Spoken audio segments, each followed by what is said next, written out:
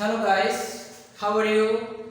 Welcome to my online class. Today I am here with a great purpose. You know, we are absent for long time due to corona pandemic. This corona has created harsh in the world and we are staying our home and we are so much very excited for the online class. No talk, let's go the main topics why I am here. You know, English is a main subject in our academic sector and intermediate first year and second year, the first paper here, 3 passages are given on your question paper. From the passage, especially second passage, from this second passage you have to write a table or a flow chart according to your suggestion of question indication. Let's go how to write a flow chart. Before starting our flowchart writing, we have to read the passage. That passage is given on your question. You should read your passage properly and very intentionally. Let's go the passage here. Please attention. Let's the passage. There is a passage.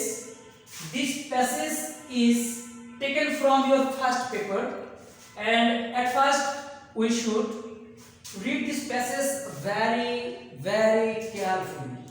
Let's go the passage.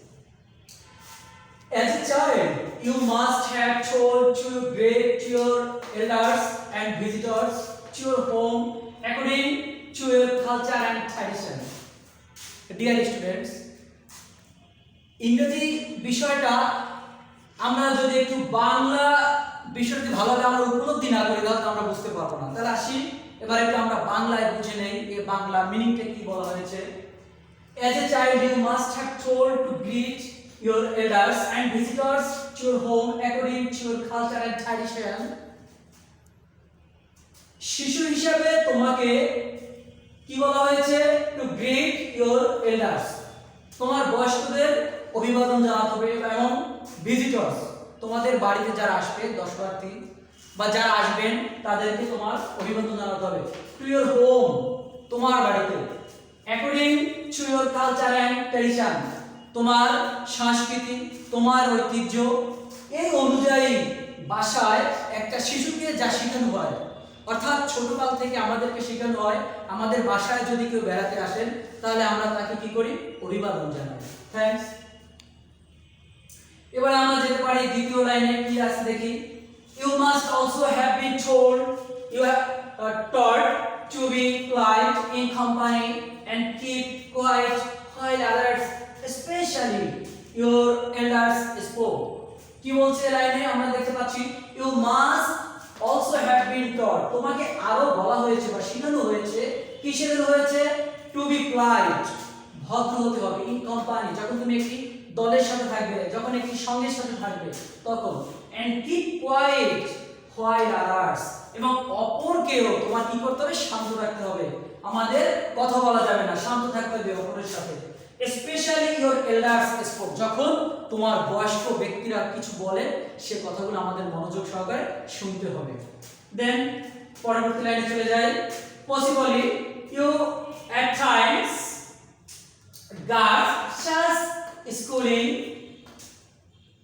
possibly at times you even protested such discipline কি বলছে আমরা এই line থেকে আমরা কি শিখতে পারবো এই লাইনে আমরা চলে যাব possibly সম্ভবত you at times guard to it schooling তোমাকে বিদ্যালয়ে যে শিক্ষাটা দেওয়া হয় অর্থাৎ তুমি বিদ্যালয়ে বিদিষ্ট থাকো যে শিক্ষাটা নিয়ে এই কথাটা এখানে বলা হয়েছে এরপরে আমরা পরবর্তী লাইনে চলে যাই possibly সম্ভবত at times you even protested such discipline সম্ভবত তুমি যে বিষয়টা বা যে শৃঙ্খলা এই শৃঙ্খলাকে তুমি যেটা ঘোর বিরোধী, যে শৃঙ্খলা তুমি মানতে চাও না। তোমাকে বলা হয়েছে এভাবে চলো, ওভাবে চলো, ভদ্রভাবে চলো, কিন্তু তুমি তোমার মনের মতো করে চলতে পারো না। এর জন্য এখানে যে লাইনটা বলা হয়েছে প্রোটেস্টেড সাচ ডিসিপ্লিন, যে শৃঙ্খলাকে তুমি ঘোর বিরোধী। Now certainly you know that, এখন তুমি নিশ্চিতভাবে তুমি জানো, কি জানো? You can't always behave the way, তুমি অবশ্যই ব্যবহার করতে পারো না। You want specially in the presence of others, কি বলছে? অপরের উপস্থিতিতে তুমি ইচ্ছা করলে তুমি সেই ব্যবহারটা করতে পারো না। তুমি ইচ্ছা করলে তোমার ব্যবহার ইচ্ছা মতন করতে পারবে না। ভদ্রতার সাথে ব্যবহার করতে হবে, বৃদ্ধদেরকে কি করতে হবে? সম্মান করতে হবে, ছোটদেরকে কি করতে হবে? স্নেহ করতে হবে। এর জন্য কিন্তু এই কথাগুলো বলা হয়েছে যে you can't always behave the way you want specially in the presence of others. এটা বুঝতে হবে জিনিসটা। আমরা চলে যাই দ্বিতীয় লাইনে। There are rules of behavior you have to follow in a company, কি বলছে? এখানে নিয়ম কানুন রয়েছে, রুলস, নিয়ম কানুন, বিহেভিয়ার, আচরণের কিছু বিষয় আছে, কি? You have to follow in a company. যখন তুমি একত্রে মানুষের সাথে থাকবে, সঙ্গীর সাথে থাকবে, তখন তোমার কিছু নিয়ম মানসিক মেনে তাদের সাথে চলতে হবে। এবারে কি বলছে? উই আর সোশ্যাল বিংস, আমরা কি? মানুষ জাতি বা সামাজিক জীব। হ্যাঁ, and have to consider, এবং আমাদেরকে অবশ্যই বিবেচনা করতে হবে the effect of our behavior on others, এবং অপরের প্রতি আমাদের ব্যবহারটা কেমন, এটা আমাদের বিবেচ্য বিষয়। আমরা আমাদের ব্যবহারে যেন খুব কষ্ট না পাই, আমাদের ব্যবহারে যেন মানুষ এতটুকু ব্যথা না পায়, এটা আমাদের মনে রাখতে হবে। এই বিষয়টি এখানে বলা হয়েছে। আচ্ছা, এরপর আমরা যাব দ্বিতীয় লাইনে চলে যাব। Even if we are at home and dealing with our family members, এমনকি আমরা আমাদের পরিবারের ব্যক্তিদের সাথে যখন থাকবো, তখন আমাদের এটা দৃষ্টিপাত করতে হবে যে তাদের সাথে আমরা ব্যবহারটা আমরা কেমন করব। ভালো ব্যবহার করতে হবে। আমাদের ফ্যামিলি মেম্বারের সাথে যেন কেউ কোনো প্রকারের কষ্ট না পায়, ব্যথা না পায়। আমার ব্যবহারে যেন প্রত্যেকটা মানুষ ভালো অনুভব করে, যেন সবাই আমাকে নিয়ে গর্ববোধ করে। এখানে এই কথা বলা হয়েছে। তোমরা জানো এই প্যাসেজটা কিন্তু কোথা থেকে আসছে? আমাদের বেঞ্চ যে এন্টারটেইন এর যে মেইন যে টাইটেলটা কি হচ্ছে? টাইটেল হচ্ছে অ্যাটিটিউড এন্ড ম্যানার্স, শিষ্টাচার এবং ভদ্রতা। হ্যাঁ, এরপরে কিছে? ব্যবহার, নিয়ম, আমরা কার সাথে কেমন ব্যবহার করব, কেমন শিষ্টাচার আচরণ করব, এগুলো আচার আচরণ শিষ্টাচার বিষয়ে এই প্যাসেজটা যেখানে বলা হয়েছে অ্যাটিটিউড এন্ড ম্যানার্স। এবারে বন্ধুরা, আমার শিক্ষার্থী বন্ধুরা, এবারে আমি এখানে তোমাদের কিছু বিষয় আমি তোমাদের আলোকপাত করতে চাই। দ্বিতীয় প্যাসেজের বিষয় হচ্ছে, এখানে পরীক্ষায় তোমার কোশ্চেন পেপারে কখনো কখনো কি দেওয়া থাকে? টেবিল দেওয়া থাকে, আবার কখনো ফ্লো চার্ট থাকে। তো আজকে আমি তোমাদের চাচ্ছি ফ্লো চার্ট বিষয়টা একটু বোঝানোর জন্য। Attention please dear students, what is flow chart? আমাদের প্রথমে জানতে ফ্লো চার্টটা কি। তা আসলে আমরা একটু ফ্লো চার্টের সংজ্ঞাটা দেই। ফ্লো চার্ট কি? দেখো, flow chart is a one kind of regular presentation কি presentation of a text, কি text? of a text, একটা টেক্সট or a passage, কি করতে হবে? একটা প্যাসেজ বা একটা বিষয়ের একটা প্রেজেন্টেশন তোমাকে দেওয়া হবে। এই প্যাসেজে যেমন আমি এখানে একটা প্রেজেন্টেশন দিয়েছি, এই প্রেজেন্টেশনের উপর ভিত্তি করে তোমাকে কি করতে হবে? ফ্লো চার্ট তৈরি করতে হবে। এখন আমরা ফ্লো চার্ট লেখার পূর্বে আমাদের কি কি জানতে হবে? আমাদের জানতে হবে, আমাদের প্রশ্নটা ভালো করে জানতে হবে। প্রশ্ন যদি আমি না বুঝি, আনসার আমি ভালোভাবে করতে পারবো না। সব সময় আমাদের মনে রাখতে হবে যে আমরা প্রশ্নে কি বলেছে। তার অধিকাংশ স্টুডেন্ট প্রশ্ন বুঝতে পারে না, যার জন্য তাদের অ্যানসারটা ভালো হয় না। তো আমরা আগে প্রশ্নটা ভালো করে বুঝবো। দেখো, এখান থেকে ফ্লো চার্ট যদি তৈরি করতে চাই, আগে আমি প্রশ্নের দিকে চাই। প্রশ্নটা কি হচ্ছে? দেখো, এখানে আসতে পারে write a flow chart on showing equity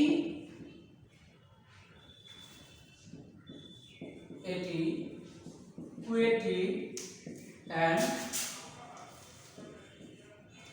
manners, কি বলছে? আমরা প্রশ্ন দিকে তাকাই dear student. Write a flow chart on showing equity and manners, শিষ্টাচার এবং আচার আচরণ, এই দুটোর উপর বেস করে কিন্তু আমাদের একটা ফ্লোচার্ট তৈরি করতে হবে, যেভাবে প্রশ্ন তোমার দেওয়া থাকবে। এখন আমি বলতে চাই তোমাদের যে ফ্লোচার্ট লেখার 4টা নিয়ম আছে, সেই 4টা নিয়ম কি তোমরা জানো? আমি তোমাদেরকে একটু দেখাচ্ছি ফ্লোচার্ট কিভাবে লিখবো। নাম্বার 1 হচ্ছে V1 প্লাস আইএনজি স্টাইল। এটা কি বলা হয় তোমরা জানো? এটা বলে জেরান্ড। যেমন গো এর সাথে আইএনজি দিলে কি হয়ে যাবে? গোয়িং, এটা বলে জেরান্ড স্টাইল। দ্বিতীয় স্টাইলটা কি হচ্ছে? দ্বিতীয় স্টাইল হচ্ছে 2 প্লাস V1 স্টাইল। এটাকে কি বলা হয় বলতো? এটাকে বলা হয় ইনফিনিটিভ। কি বলা হয়? ইনফিনিটিভ। যেমন গোয়িং, আমি এখানে করতে পারি টু গো, ঠিক আছে? এবার আমরা তৃতীয়তে দেখব noun phrase, NOUN, noun phrase, PHRASE। Noun phrase স্টাইলে আমি ফ্লোচার্ট করতে পারি। 4 নম্বরে কি করতে পারি? Verb omitting, OMITTING, verb omitting style. তাহলে আমরা ফ্লোচার্ট 4টা স্টাইল লিখতে পারি। তোমার প্রশ্নে দেওয়া থাকবে 4টা স্টাইলে যে কোনো একটা স্টাইল তোমার দেওয়া থাকবে প্রশ্নে। হতে পারে V1 প্লাস আইএনজি স্টাইল, যেটাকে আমরা বলি জেরান্ড স্টাইল। দ্বিতীয়ত হতে পারে 2 প্লাস V1 ইনফিনিটিভ স্টাইল। এরপরে প্রশ্নে দেওয়া থাকতে পারে নাউন ফ্রেজ, নাউন ফ্রেজের স্টাইল দেওয়া থাকে, আমরা নাউন ফ্রেজ স্টাইল লিখব। ভার্ব কি বলছে? ওমিটিং স্টাইল, মানে যেখানে ভার্ব ওমিট মানে বর্জন করতে হবে, ভার্ব বাদ দিয়ে লেখার স্টাইলটা। এই 4টা স্টাইলে আমরা কি করব? আমরা ফ্লোচার্ট লিখতে পারবো। তো প্রশ্নে তোমাকে যেভাবে দেওয়া থাকবে ওইভাবে শুরু করতে হবে। যদি তোমার প্রশ্নে দেওয়া থাকে V1 প্লাস আইএনজি স্টাইল, তোমাকে V1 প্লাস আইএনজি স্টাইল লিখতে হবে। যদি প্রশ্নে দেওয়া থাকে 2 প্লাস V1 স্টাইল, তোমাকে 2 প্লাস V1 স্টাইল লিখতে হবে। যদি প্রশ্নে দেওয়া থাকে noun phrase, noun phrase style লিখতে হবে। যদি এভাবে লিখতে যদি থাকে ভার্ব ওমিটিং স্টাইল, তুমি ভার্ব ওমিটিং স্টাইল লিখতে হবে। অর্থাৎ আমি তোমাদের ক্লিয়ার করতে চাই, প্রশ্ন যেভাবে তোমাকে প্রেজেন্ট করা থাকবে তুমি ওইভাবে তোমার आंसर দিতে হবে according to the base of question. এবারে আমরা চলে যাচ্ছি আমাদের নেক্সট পর্বে। কি হচ্ছে দেখো, আমরা এবার একটা ফ্লো চার্টের দিকে লিখব। একটা ফ্লো চার্টের স্টাইল আমি তোমাদেরকে দেখাবো। যেমন আমাদের আজকের বিষয়টা কিন্তু শো করতে হবে, কি শো করতে হবে? শো করতে হবে এটিকুইটি এন্ড ম্যানার্স। ম্যানার্স এটা কিন্তু আমাদের সাবজেক্ট ম্যাটার। হ্যাঁ, এই সাবজেক্ট ম্যাটারের উপর ডিপেন্ড করে কি করা থাকবে? ফ্লোচার্ট করা থাকবে। এবার আমরা দেখো কি করতে পারছি। যেমন আমি একটা বিষয় লিখি, দেখো গ্রিটিং ইওর এল্ডার্স। এটা একটা বক্স, তোমার পরীক্ষায় এরকম একটা বক্স দেওয়া থাকবে। এরকম আমি তোমাদের কিছুক্ষণ আগে বলছি V1 style, 2 plus V1 style, noun phrase style, এরপরে কিছু ভার্ব ওমিটিং স্টাইল। দেখো ডিয়ার স্টুডেন্টস, এখানে কিন্তু রয়েছে ভার্বের সাথে আইএনজি, তার মানে কি জিরান্ড স্টাইল। এখন আমি টোটাল আনসারগুলো কিভাবে করব? জিরান্ড স্টাইলে করব। এখন তুমি যদি একটা জিরান্ড স্টাইলে করো, একটা ইনফিনিটিভ স্টাইলে করো, একটা নাউন ফ্রেজ স্টাইলে করো, আবার যদি একটা কি ভার্ব ওমিটিং স্টাইলে, তাহলে তোমরা নাম্বার পাবে? হয়তো পাবে, পরীক্ষা ইচ্ছা মতো তোমাকে নাম্বার দিবে, তুমি সেইভাবে পাবে না। অতএব এটা তুমি ফলো করে নেবে, তাহলে ফুল নাম্বার পাবে। তো দেখো আমাদের বিষয় ছিল শোয়িং এটিকুইটি এন্ড ম্যানার্স, অর্থাৎ কি শিষ্টাচার এবং আচার আচরণটাকে আমি প্রকাশ করব আমাদের এই ফ্লো চার্টের ভিতরে। ফ্লো মানে কি?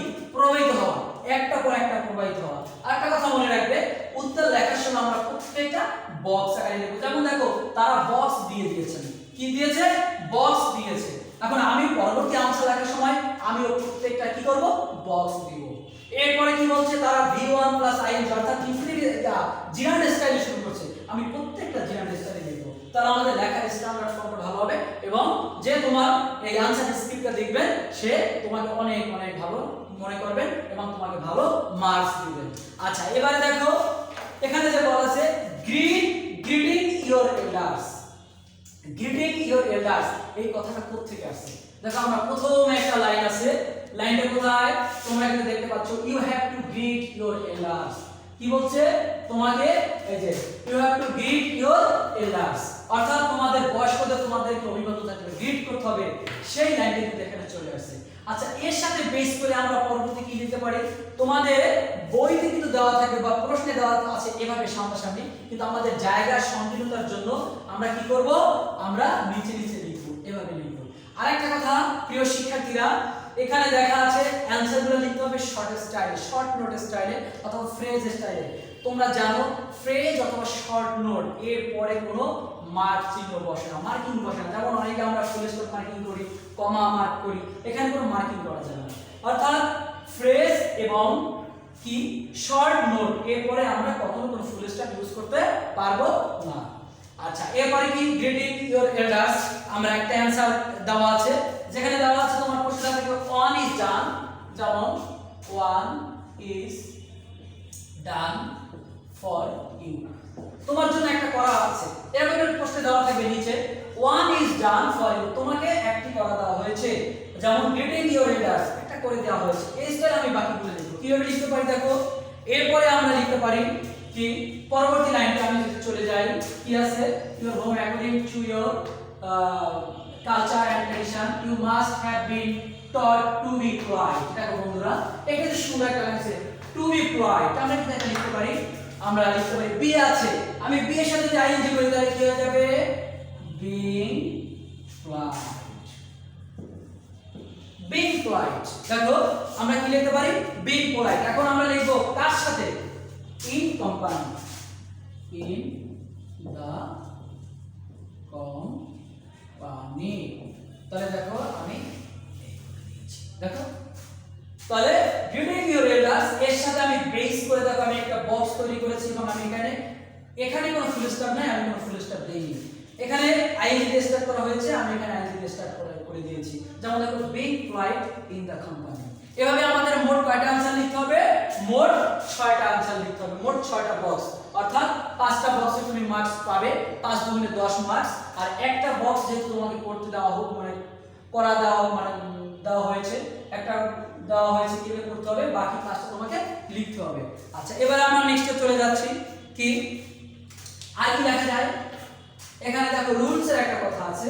কি রুলস এর কথা লেখা আছে এখানে, পরবর্তী আমি যাই, দেখো এখানে বলা হয়েছে elders spoke possibly you attend gas such schooling at times, you even protested such disciplining, now certainly you spoke you can't always bear the way you want, especially in the presence of others। এই জায়গায় একটা line আছে, the rules of behavior। কি বলতে হবে, rules of behaviour, মানে আচরণের কিছু নিয়ম আছে, আচরণের নিয়মটাকে আমরা কি করব, সিস্টেম করে আমরা লিখে দেব। তাহলে কি করব, এখানে পরের লাইন আছে দেখো ইউ হ্যাভ টু ফলো, মানে কি তোমাকে ফলো করতে হবে। তাহলে আমরা এখানে লিখতে পারি, বক্সটা লিখতে পারি দেখো following, F O double L O W, following. কি ফলোইং করব, ফলোইং করব এই যে দেওয়া আছে বিষয়টা, এই যে দেওয়া আছে the rules of behaviour, the rules of behaviour, following the rules of behaviour, following the rules of behavior। তাহলে আমাদের আরেকটা आंसर হয়ে গেল। তাহলে কি লিখলাম, following the rules of behavior। এরপরে আমরা আরো লিখব। দেখো এখানে বলা হয়েছে যে আমাদের কি কি বলা হয়েছে এখানে, যে we are social beings and have to consider the effect of our event if we are homes and dealing our family members। এখানে আরেকটা লাইন আছে, দেখো আমি এখানে একটা লাইন লিখে দিয়েছি কিপ কোয়াইট, কিপ কোয়াইট দিয়ে কিন্তু লাইন লেখা যায়। কিভাবে লেখা যায় দেখো, কিপিং কোয়াইট, কিপিং কোয়াইট। কিভাবে লিখবো, keeping quiet,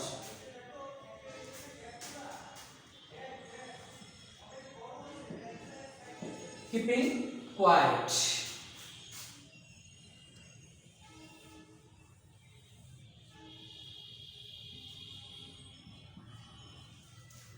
keeping quiet answer হয়ে গেল কিপিং কোয়াইট।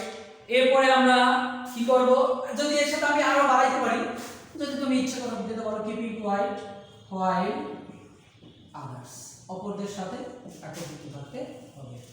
ওকে, আচ্ছা এরপরে আমরা এভাবে বক্সগুলো করব, এভাবে আর বক্স লিখব, আর একটা বক্স লিখব, এভাবে মোট 5টা বক্স লিখব। ঠিক আছে, এরপরে আমি যদি লিখতে পারি রিসপেক্টিং, দেখো আমি একটা লাইন লিখতে পারি এভাবে যে শোয়িং রিসপেক্ট, একটা লাইন লেখা যায় এর সাথে বেস করে showing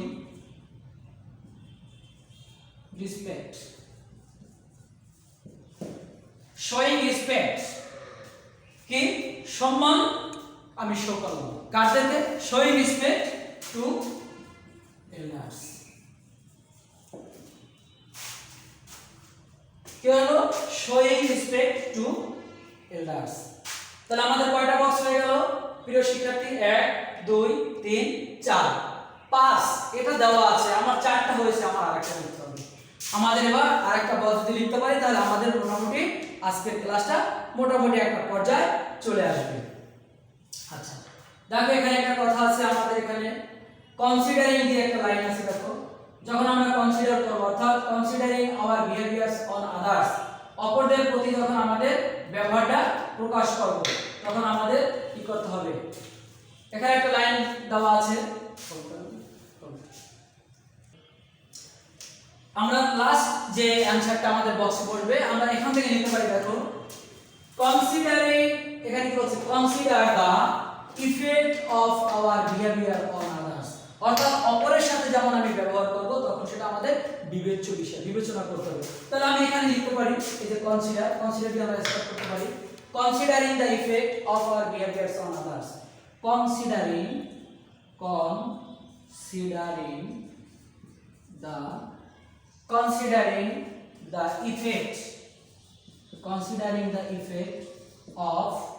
considering the effect of behavior on others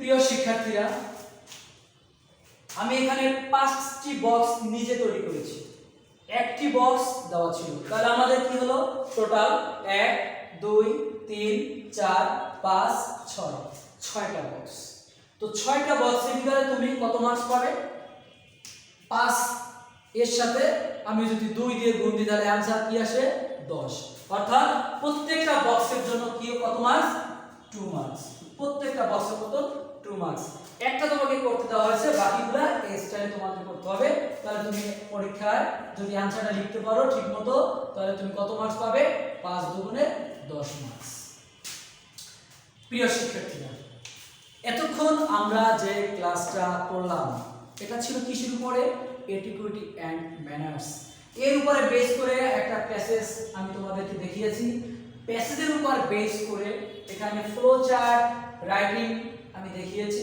এখানে একটি উত্তর দেওয়া ছিল যেমন greeting your elders one is done for you একটা তোমার জন্য করে দেওয়া হয়েছে বাকিগুলো সব তোমাদেরকে করতে হবে আমি দেখিয়েছি যেভাবে করতে দেওয়া আছে আমি সেভাবে উত্তরগুলো লেখার চেষ্টা করেছি এবার আমি যেটা বলতে চাচ্ছি আমার শিক্ষার্থীদের উদ্দেশ্যে সেটা হচ্ছে আমরা যখন বাসায় বসে পড়ব তখন আমাদের মনোযোগ সহকারে পড়তে হবে যে প্যাসেজটা দেওয়া থাকবে প্যাসেজটা কেয়ারফুলি পড়তে হবে বিকজ তুমি যদি অ্যাটেনশন না দাও তাহলে তুমি কখনোই বুঝতে পারবে না তোমাদের জন্য কি করতে হবে অ্যাটেনশনটা সবসময় বৃদ্ধি করতে হবে এর জন্য কিন্তু লিসেনিং পার্টটা সবসময় আগে তোমরা জানো তো ফোর স্কিলস গুলো কি কি লিসেনিং এরপরে কি বলতে পারবে লিসেনিং এর পরে কি স্পিকিং এরপরে কি রিডিং এন্ড রাইটিং আগে শুনতে হবে লিসেনিং করতে হবে এরপরে কিছু বলতে হবে এরপরে পড়তে হবে লাস্টে সবগুলো বিষয়গুলো তুমি কিছু লিখতে পারবে অতএব আমাদের ফোর স্কিল ডেভেলপ করতে হবে ইংরেজিতে ভালো করার জন্য আর সর্বোপরি কথা হচ্ছে আমাদের যে পাঠ্য বিষয়টা থাকবে পাঠ্য বিষয়টা সুন্দর করে পড়তে হবে এবং সুন্দর করে বুঝতে হবে তাহলে আমি আজকে লাস্ট ক্লাসে এসে আমি এখানে ফিডব্যাক যেটা দিতে পাচ্ছি তোমাদের ফিডব্যাকটা কি আজকের ক্লাসে বন্ধুরা আজকের ক্লাসের ফিডব্যাক হচ্ছে ফ্লো চার্ট আমি অ্যানসার লেখার সময় আমাকে 5টা কি করতে হবে বক্স তৈরি করতে হবে এবং মনে রাখতে হবে box is a must because no box no marks তুমি যদি বক্স না দাও তাহলে তুমি কখনোই আনসারে মার্কস পাবে না তো একটা দেওয়া থাকবে বাকিগুলো ওর স্টাইলে আমরা 5টা বক্স করে দেব ঠিক আছে ধন্যবাদ সবাই ভালো থাকবে and stay safe stay healthy at your home keep social distance and welcome to you all thank you